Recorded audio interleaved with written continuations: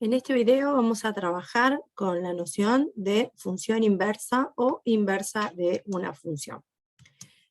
Dada una función f de x en la que se asocia a cada elemento de x del dominio su imagen f de x que vive en el codominio, su función inversa, que vamos a denotar f a la menos 1 de x, ¿sí? Como el inverso de, como usamos la notación de inverso de un número real, bueno, es la misma notación, pero cuidado que este es otro contexto. Vamos a denotar a la inversa como f a la menos 1 de x, si es que existe, y será aquella que será aplicada sobre los elementos de la imagen de la función de f de x a los que se les asociará su preimagen en el dominio de la misma, ¿sí? Básicamente, cuando uno define una función, toma elementos x del dominio, les aplica la función y obtiene una y o f de x en el codominio que recibe el nombre de imagen de x según f. Bueno, lo que hace la función inversa es tomar esa imagen, aplicar una nueva función, que vamos a denotar f a la menos 1, y devuelve como resultado nuevamente el valor x del dominio. Intuitivamente, si la función f transforma valores x en valores de y según la función y igual a f de x, la función inversa va a realizar el caminito inverso, es decir, va a reconvertir los valores de y nuevamente en valores de x, ¿sí? En estas maquinitas tenemos un ejemplo de una función o una maquinita azul, que representa la función f, en la que transforma a los elementos que entran del dominio, como por ejemplo x igual a 3, mediante esta fórmula y los convierte en f de x igual a 7. Lo que hace la función inversa, que sería la maquinita verde, es tomar los valores que salen, digamos, de la función, los de la imagen de la función f, desarma el proceso que se le aplicó y vuelve nuevamente a retornar al valor x igual a 3, que en este caso sería el ejemplo. Formalmente vamos a decir que se llama función inversa de una función que está definida del dominio a la imagen f de a otra función que vamos a denotar f a la menos 1, que va de la imagen al dominio y que cumple con la siguiente condición. Y igual a f de x si, solo si, f a la menos 1 de y es igual a x. Esta es la definición formal de inversa, ¿sí? Acá tenemos unos ejemplitos. Fíjense que en el caso de la función f, el 1 se relaciona con el 1, el 2 se relaciona con el 2, el 3 con el 4 y el 4 con el 3. En la función inversa, el 1 de la imagen debe volver al 1 del dominio, el 2 de la imagen vuelve a relacionarse con el 2 del dominio, y así con todos y cada uno de los valores de la imagen de la función.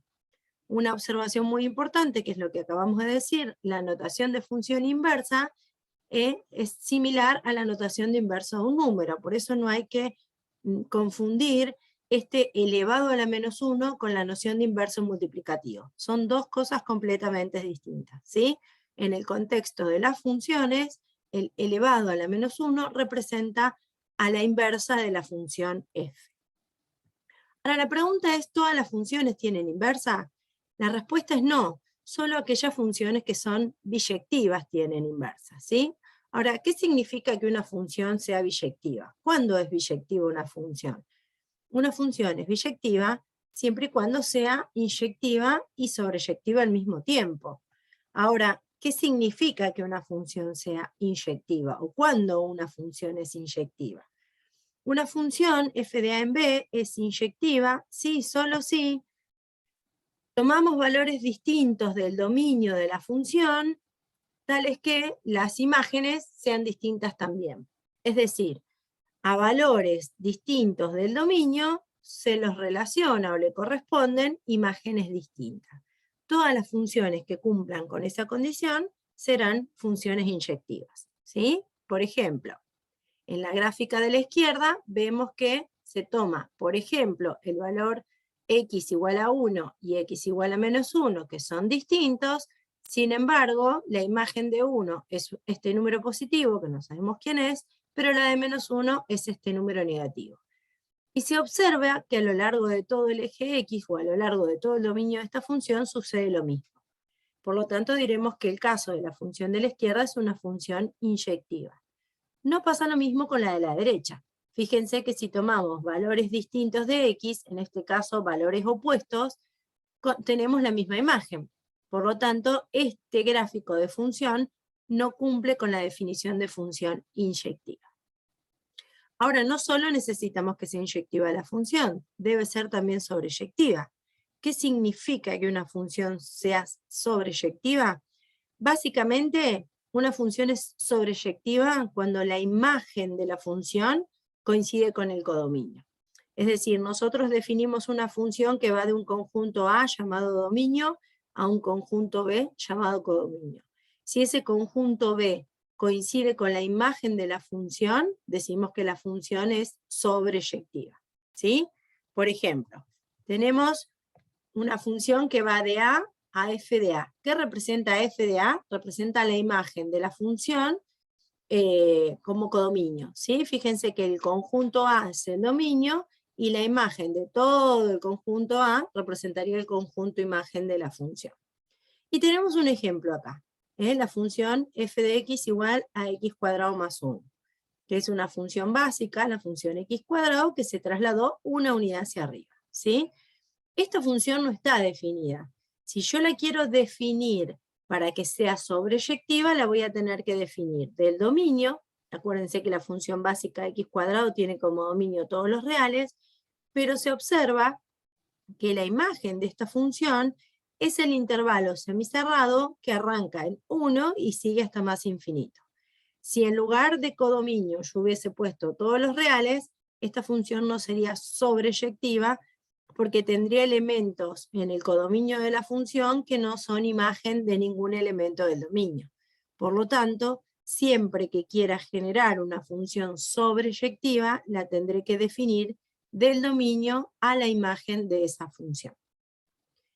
Vamos a ver algunos ejemplos. En el ejemplo 1 tenemos una función f, en donde el dominio es 3, 4, 5, y el codominio es 6, 5 y 4. En este caso, se observa que la imagen y el codominio son el mismo conjunto. La función es inyectiva porque a valores distintos del dominio le corresponden imágenes distintas, basta con observar el diagrama de Venn. La función es sobreyectiva, claramente el codominio y la imagen son el mismo conjunto, por lo tanto la función es biyectiva, y si es biyectiva admite inversa, ¿sí? Si admite inversa, fíjense que el 3 se relaciona con el 4, en la función inversa el 4 debe volver al 3. Si el 4 se relaciona con el 5, en la función inversa el 5 se debe relacionar con el 4. Y si en la función original el 5 del dominio se relaciona con el 6 de la imagen, en la inversa el 6 debe volver al 5. Veamos otro ejemplo. En este caso el dominio es 1, 2, 3, y el codominio, perdón, es 1, 2, 4 y 6. La imagen es 2, 4, 6. ¿Es inyectiva? Sí, porque se observa que a valores distintos del dominio le corresponden imágenes distintas. ¿Es sobreyectiva? No, no es sobreyectiva, porque en este caso la imagen es un subconjunto del codominio. Fíjense que el 1 forma parte del codominio, pero no forma parte de la imagen. Por lo tanto, no es sobreyectiva. Si no es sobreyectiva, ya alcanza para decir que no es biyectiva, y si no es biyectiva, no tendrá inversa. Y esto tiene mucho sentido, porque si yo quiero definir la función que va del conjunto Y al conjunto X, el 1 del conjunto Y no se relacionaría con nadie del conjunto X, por lo tanto no sería función. Vamos con otro ejemplito. En este ejemplito la función se llama h. Podemos decir que esta función no es inyectiva, porque por ejemplo, valores distintos del dominio, como ser 1 y menos 1, tienen la misma imagen. Podemos decir que sí es sobreyectiva, porque el codominio y la imagen en este caso coinciden, pero no es biyectiva porque una de las dos condiciones no se cumple, por lo tanto no admite inversa. Nuevamente, si queremos definir la función inversa que vaya del conjunto B al conjunto A, vemos que al elemento 1 de B le corresponden dos elementos distintos en A, con lo cual no cumple la definición de función. ¿Sí? Bien, entonces, si nos dan un diagrama de Venn, podemos identificar si la función es inyectiva y sobreyectiva. Se cumple con estas dos, podemos decir que es biyectiva, y tiene inversa, y la inversa es simplemente invertir el orden de los conjuntos. Ahora también podemos hallar la inversa de una función mediante su gráfica, porque las gráficas de una función y de su inversa están relacionadas entre sí a través de una simetría. Simetría respecto de una recta, de la recta de identidad, la recta y igual a x. ¿Qué significa esto? Esto significa que si un punto cualquiera de coordenadas AB está presente en la gráfica de la función f, entonces el punto de coordenadas invertidas, BA, tiene que estar en la gráfica de la función f a la menos 1.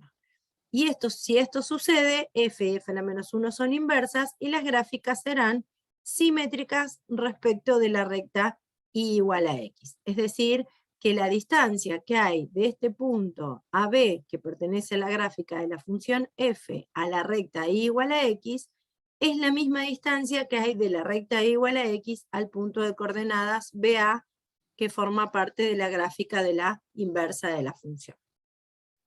Por ejemplo, a mí me dan estas dos funciones, f de x igual a 2x menos 3 y f a la menos 1 de x igual 1 medio de x más 3. Si nosotros hacemos el gráfico de estas dos funciones, podemos observar que todos los puntos de f, que está representado mediante esta recta de color gris, se encuentran a la misma distancia de la recta igual a x que todos los puntos de f a la menos 1 de x que están representados por esta recta negra. Como esas dos funciones son, o esas dos gráficas, perdón, son simétricas respecto de la recta de identidad, podemos decir que esas dos funciones son inversas entre sí. Vamos a calcular algunas inversas. Por ejemplo, en este primer ejercicio nos dan una función que va de A en B, en donde A es el conjunto menos 3, menos 2, menos 1, 0, 1, 2, y B es el conjunto formado por menos 5, menos 3, menos 1, 1, 3, 5. Y la función está definida mediante pares ordenados, ¿sí?